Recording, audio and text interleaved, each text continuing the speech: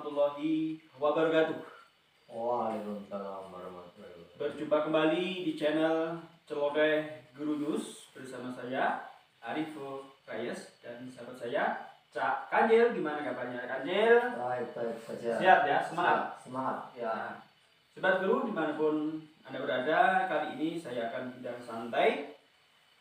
Di sini kita bahas terkait tentang solusi dan tips pemberkasan dan isi DRH untuk P3K pegawai pemerintah dengan perjanjian kerja untuk tahun 2022.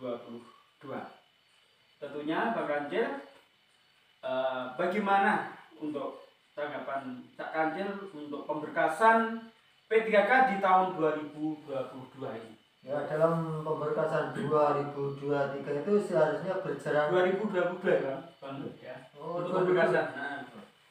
Ya, sebenarnya untuk pemberkasan tahun 2002 itu dengan berjalan lancar. Lancar. Kira-kira untuk pemberkasannya nanti sekitar bulan apa ya? Untuk pemberkasan itu sekitar bulan Februari 2023. Sobat guru, celoteh dimanapun berada, untuk pemberkasan sekitar bulan Februari ya. Tapi sobat guru, sebelum pemberkasan tentunya ada step-step yang harus dijalani dulu. Ya.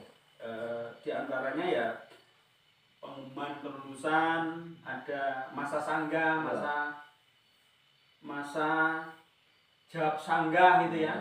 Terus kemudian ada pengumuman tentang kelulusan pasca sanggah, ini yang menentukan sekali.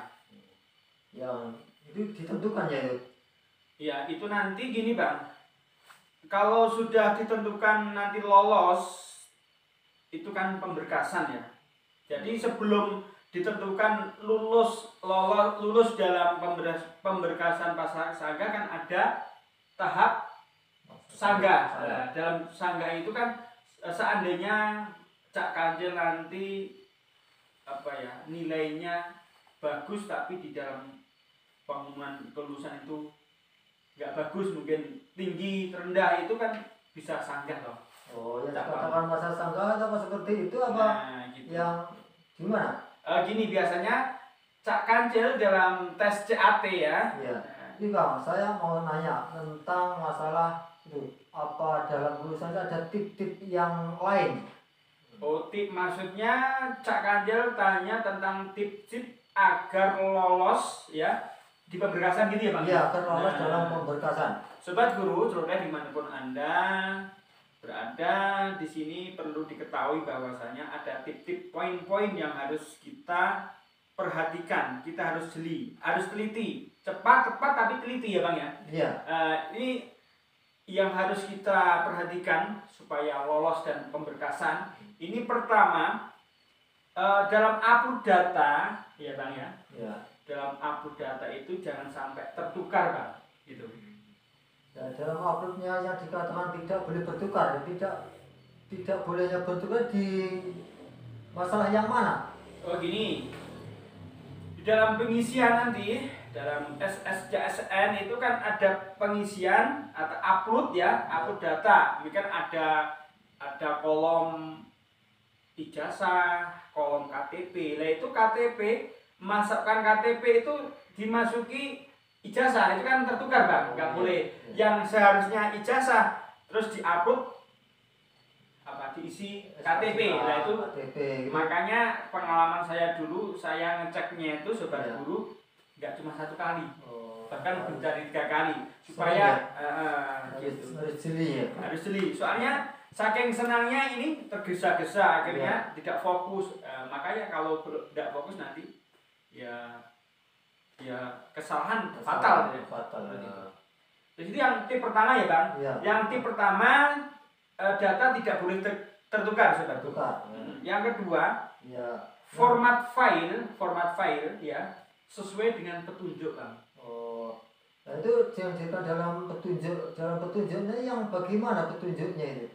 Di situ kan makanya harus dicek dan baca prosedur tentang file sesuai dengan petunjuk. Mungkin di situ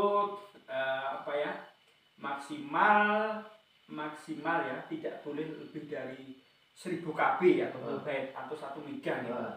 Seperti itu. Makanya amannya yaitu ya kalau tidak bisa pas 1000 mungkin di bawah atau 900 atau 800 seperti itu. Nah, seumpama saya itu membuatnya nyekan saya itu lebih lebih dari 1000 gitu. sampai 1200 itu di mana nanti? Apa bisa masuk apa tidak ya? Kembali Sobat Guru yang ditanyakan Cak Kandil tadi, kalau melebihi dari kuota yang ditentukan itu ya, file yang ditentukan itu nanti sobat semuanya tentunya kalau tidak bisa scan itu kan kita datang ke scanner itu, teman atau yang bisa itu biasanya minta. Makanya di situ harus baca dulu prosedurnya. Ini maksimal tidak boleh maksimal sekian. Berarti nanti mintanya itu maksimal sekian Pak. Atau siapa yang bisa scan ya. Biasanya di situ bisa dikasih tepat sama petunjuknya 800 ya harus 800 600 KB gitu ya. Iya, sesuai dengan petunjuk makanya gitu ya. Ya itu. Terus ini pengalaman juga ya, juga kemarin saya juga mengisian. Itu pernah itu ada batas sekian, tapi itu kekecilan itu kan juga pengaruh juga sobat. Itu blur biasanya nggak bisa dibaca itu, jadi disesuaikan lah nanti dikira kita disesuaikan itu yang file itu tidak boleh sesuai dengan prosedur itu. Bahwa tidak boleh kebesaran dan kekecilan ya. Nah kalau kecilan biasanya itu blur bang, sedang lah. Mungkin batasnya umpama 1000 KB itu ya mungkin 800 atau 900. Yang kemudian file itu juga sesuai dengan itu file sesuai prosedur maksimal 1 mega itu ya. Itu sama juga kayak tadi. Terus selanjutnya SKCK atau NAPSA itu sesuai dengan apa yang tertera di SSCSN. Jadi gelar dari penandatanganan itu juga perlu diperhatikan sobat ya. Itu tentang gelar surat sehat itu dari dokter rumah sakit yang ditunjuk rumah sakit umum daerah. Kemarin itu dari rumah sakit umum daerah, rumah sakit besar itu besar ya. Kalau dari rumah sakit yang di bawah-bawah itu apa tidak bisa itu? Mungkin maksudnya di puskesmas gitu ya Pak ya? Oh iya di puskesmas. Iya. Kemarin itu sempat juga ada yang, tapi disarankan untuk rumah sakit besar. Oh, bisa dari yang pusat ya? Ditandatangani oleh itu ya, sesuai dengan dari daerah bawahnya. Terus kemudian itu Bang, yang perlu juga sobat semua itu penulisan tanggal dan tahun di SKCK maupun di surat sehat. Itu harus benar-benar diperhatikan. Oh, ini harusnya di mana itu yang betul-betul harus untuk penulisan tanggal dan tahun SKCK dan surat sehat itu tentunya jangan sampai itu tanggal atau tahunnya itu kadaluarsa. Misalkan Bang Parno ini tercover atau diangkat P3K di tahun 2022 ya Pak. Ya. Terus itu dalam tanggal atau tahun itu tertulis 2020. Berarti carinya itu jauh-jauh sebelumnya itu nggak bisa Pak. Jadi diperhatikan sekali Bang. Itu yang nomor 5. Dan selanjutnya itu nanti jika semua sudah terisi syarat supaya nanti kawan-kawan semua itu lolos dalam pengisian, itu jangan sampai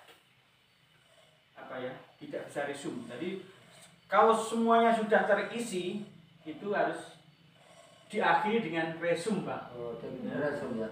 Tapi sebelum resume ini mohon diperhatikan sobat semuanya, itu harus benar-benar jangan salah dalam pengisian. Soalnya itu berakibat fatal Bang. Oh iya. Gitu. Dalam pengisian pemberkasan itu harusnya semua diisi dengan betul-betul, dengan yang jelas dan jeli.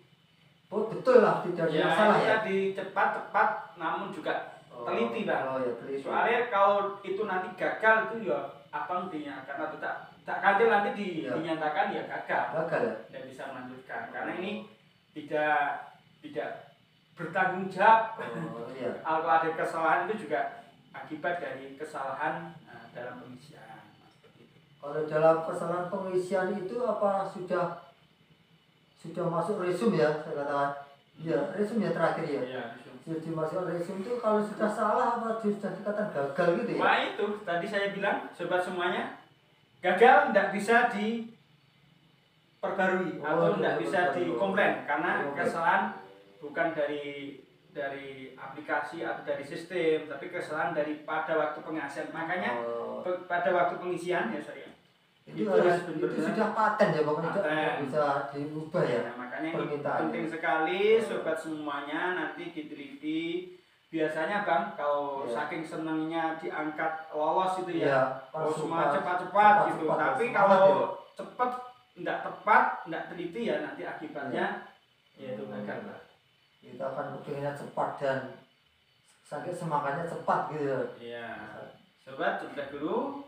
Demikian tadi pembahasan tentang apa ya, solusi dan tip pemberkasan agar kiranya P3K lolos dan tidak ada kendala ya Bang ya. Sampai resum, sampai nantinya bulan Februari pengumuman pemberkasan itu nanti bisa dijalani oleh semua yang lolos. Dan terima kasih Bang atas waktunya untuk menemani saya. Ya, terima kasih. Semoga lolos di tahun 2023 ya Bang ya. Ya, amin. Selamat doa. Maka doanya terkabul dan seluruh pemirsa yang mendengarkan ini atau sobat guru dan seluruh sobat guru juga lolos sukses dan akhirnya mendapat predikat sebagai ASN P3K. Besarnya. Terima kasih Bang atas waktunya dan kita tutup. Wassalamualaikum warahmatullahi wabarakatuh. Waalaikumsalam.